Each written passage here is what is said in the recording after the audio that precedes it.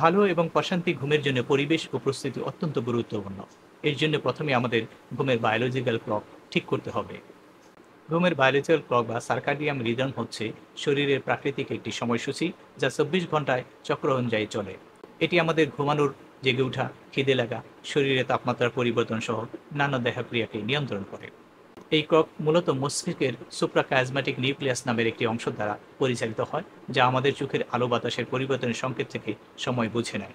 সকালের আলো দেখলে ঘুমের হরমোন মেলাটোনিন কমে যায় এবং শরীর জাগ্রত হয়। আবার সন্ধ্যার অন্ধকারে মেলাটোনিন বেড়ে যায়, যাতে আমরা সহজেই ঘুমিয়ে পড়তে পারি।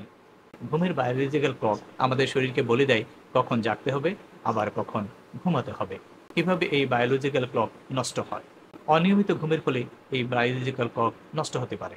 প্রতিদিন আলাদা আলাদা সময় ঘুমানো বা রাত জাগা এই ক্লককে বিভ্রান্ত করে।